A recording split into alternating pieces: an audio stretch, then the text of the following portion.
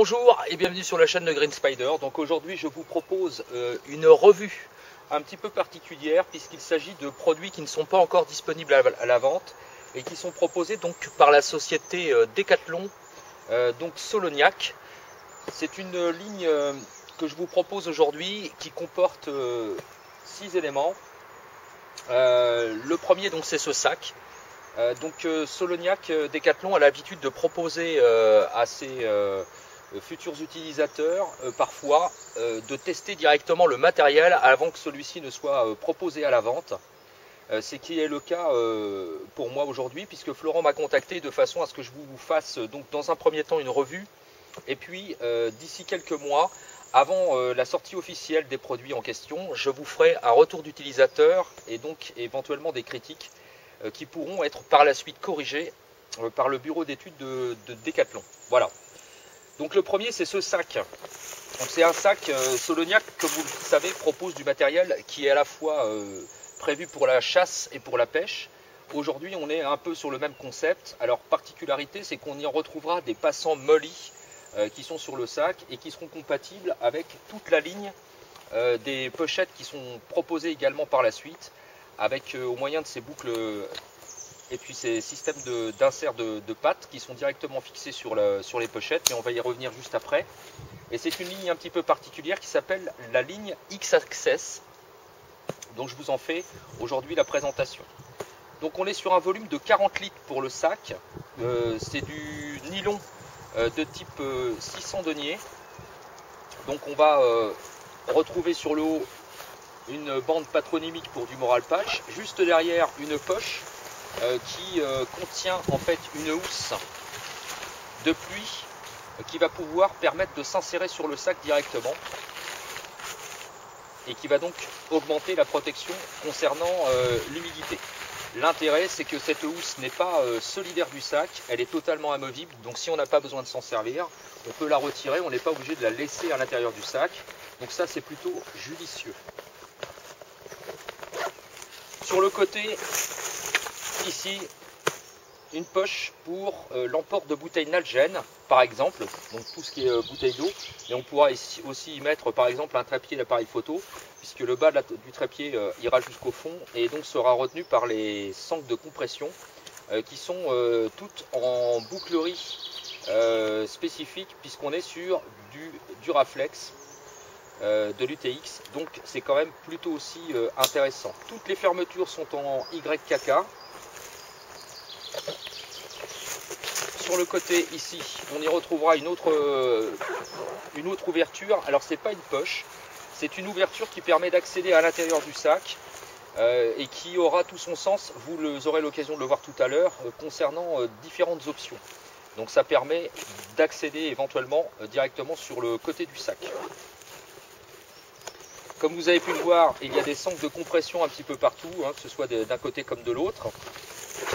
Et puis au dos, on va retrouver ce panel donc, pour le système de portage, très confortable. Donc 4 panneaux en filet mèche, avec au centre une poignée pour éventuellement porter le sac. Et puis ici, une attache spécifique avec du néoprène, avec le petit dessin sur l'arme, puisque vous aurez l'occasion de voir juste après à quoi ça correspond. Des sangles de portage qui sont totalement réglables bien entendu, avec des systèmes de rattrape-charge sur le dessus, donc qui peuvent être largement réglés. Donc à l'instar de certains produits où on voit par exemple des sangles de rattrapage de charge qui sont véritablement collées au-dessus avec très peu de marge, là c'est pas le cas, il y a quand même pas mal d'écart, on a à peu près 8 cm d'écart, ce qui permet donc de pouvoir rattraper aisément l'excédent de charge. Également des petites boucles judicieuses ici, des espèces de pattes qui vont permettre de fixer sur le haut les sangles pour éviter que ça se promène un petit peu partout. On a également une large sangle abdominale avec des poches latérales qui permettent de pouvoir remplir quand même pas mal de choses, on peut y mettre quand même pas mal d'éléments, toujours avec des petits passants molles sur les côtés. Et puis également bien sûr une sangle de pectorale pour bien centrer le sac sur soi.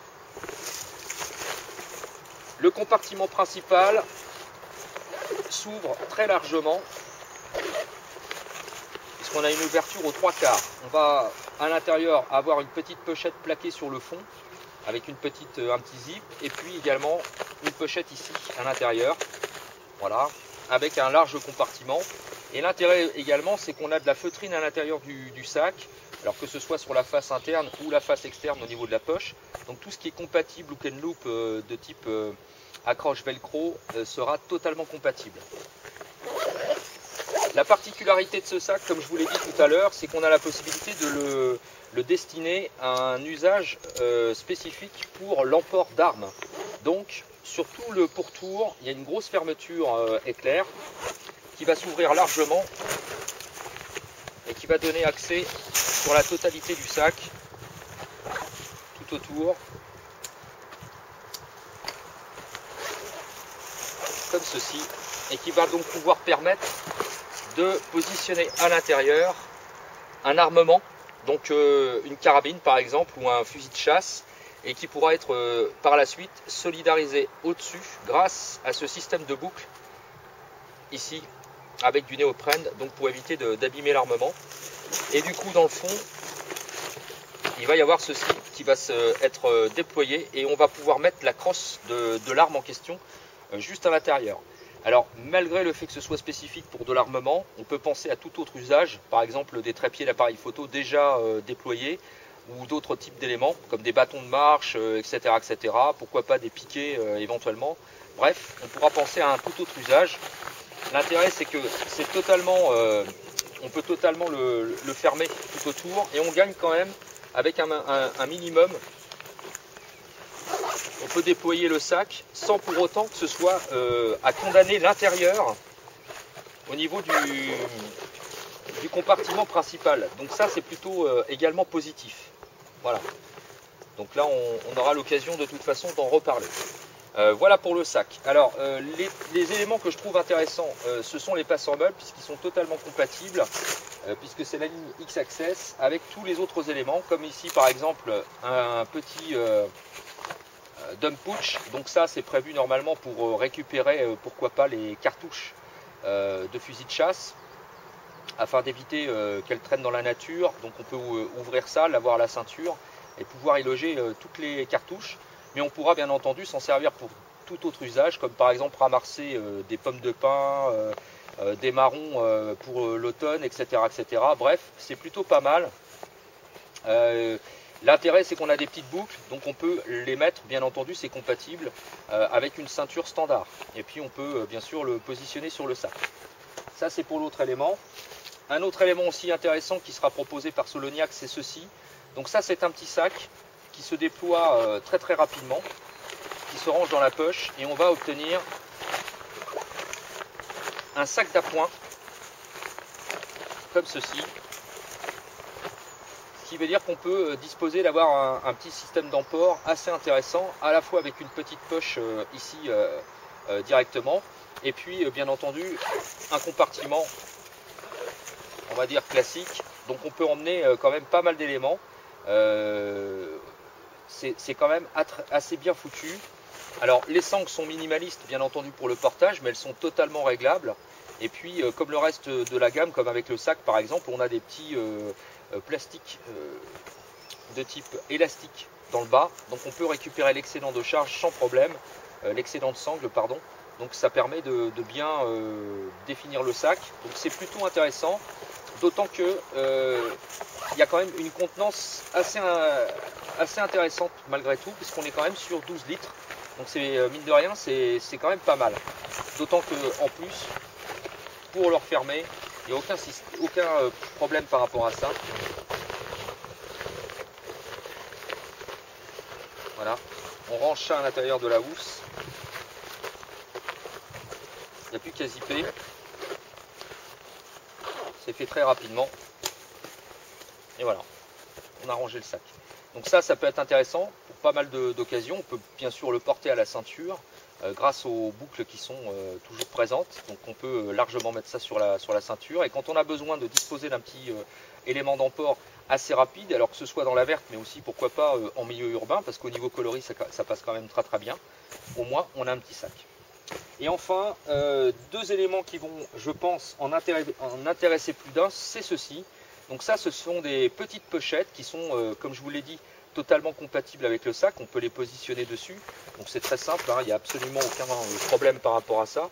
Il suffit d'ouvrir les boucles, d'insérer ça de la même manière que par exemple que sur des éléments d'emport, on va dire classiques, de type molly. Voilà. On peut solidariser ça. Alors, c'est pas le même tressage que du molly, dans le sens où il n'y a pas besoin sur la face interne, évidemment, de la pochette, il n'y a pas de molle. Mais ça veut dire qu'on peut quand même positionner ça sans problème et ça va tenir parfaitement. C'est fait en un tour de main et on a une poche supplémentaire. L'intérêt de cet élément, c'est qu'on est toujours sur de la fermeture YKK, bien entendu, et qu'à l'intérieur, on va se retrouver avec en fait une pochette qui ne sera pas sans rappeler les fameuses Pocket Organizer d'une marque très très connue. Donc on a moyen d'optimiser quand même l'emport, à la fois sur le principe EDC, mais pourquoi pas aussi sur la chasse ou la pêche. Donc on a des gros élastiques qui sont doublés avec des plus petits, une petite poche à l'arrière, ici, et là tout un tas d'élastiques de différentes dimensions, et puis on y retrouvera également une petite poche qui fait la totalité de la petite pochette en question.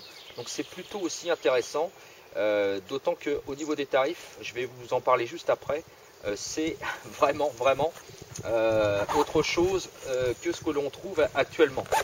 Alors il y a deux tailles pour le moment, la médium et la small. La small, exactement les mêmes caractéristiques, à ceci près qu'on a une seule bande de fixation. Donc on peut bien entendu s'en servir comme tel à la ceinture ou éventuellement positionner sur le sac. On y retrouve les mêmes caractéristiques ici. C'est le même type de configuration, à ceci près que là les élastiques ne sont pas doublés comme sur la grande, mais on y retrouve quand même une pochette. Et puis bien sûr des élastiques où on pourra y mettre quand même pas mal de choses, des crayons, des choses comme ça. On peut s'en disposer à loisir, alors à la fois pour un principe d'essai, pourquoi pas, et aussi pour des trousses bobologiques. Donc c'est plutôt intéressant. Et puis le dernier élément, c'est ceci. Donc ça c'est une sangle, une ceinture, tout ce qu'il y a de plus classique, avec une boucle toutefois qui est en aluminium. Donc on peut le régler bien sûr largement, c'est assez silencieux, c'est du synthétique, donc il n'y a absolument aucune crainte à avoir par rapport à ça. On n'est pas sur du coton, on est sur du synthétique, donc c'est quand même plus résistant. Donc je vais vous laisser bien entendu, vous allez pouvoir le voir sur la vidéo, l'ensemble des prix qui sont proposés. Le sac est à 60 € et les pochettes, c'est surtout ce qui est intéressant, sont à moins de 10 €. Donc c'est quand même vraiment très intéressant, ne serait-ce que pour parler de ça. Donc je vous laisse bien sûr tous les prix que vous allez pouvoir voir défiler sur le côté. Donc ça, je pense que ça va en intéresser plus d'un, d'autant que quand on regarde au niveau des finitions, que ce soit pour les pochettes ou le sac, c'est assez bluffant parce qu'il n'y a pas du tout de problème par rapport au montage. On le voit très nettement, hein. Moi j'ai rien retouché du tout et il n'y a pas de fil qui se promène. On peut même d'ailleurs se permettre de les mettre à l'envers. C'est dire si la qualité est là, parce que comme on peut le voir, il n'y a absolument aucun souci, c'est parfaitement monté. C'est très bien défini, que ce soit pour la petite ou pour la grande d'ailleurs, c'est le même principe. Voilà, donc c'est vraiment très bien fait. Alors, ce que j'en pense pour un premier jet, sincèrement, je trouve que le concept est assez novateur. Alors, c'est pas nouveau en soi, hein, bien entendu. Le principe molly, on le connaît tous sur l'aspect militaire tactique. Pour tous ceux qui ont l'habitude de suivre la chaîne, c'est quelque chose qui existe depuis de très nombreuses années, bien entendu. Mais ce que je trouve intéressant, c'est que ça commence à se démocratiser, et notamment chez Decathlon, avec Soloniac, qui a eu la bonne idée d'intégrer ce type d'éléments. Donc je pense que ça va être quand même très intéressant. À savoir que l'ensemble de la gamme sera disponible courant août 2016, donc de cette année. Il y aura d'autres types de produits aussi tout aussi intéressants qui vont arriver. Donc pour le moment ce n'est pas disponible à la vente. Moi je vais tout tester bien entendu, et puis je donnerai un retour d'expérience objectif bien entendu dans les mois à venir pour vous donner un petit peu mon rendu d'utilisateur. Voilà, j'espère que cette vidéo vous aura plu. Je vous laisse tous les liens en dessous pour que vous puissiez voir un petit peu.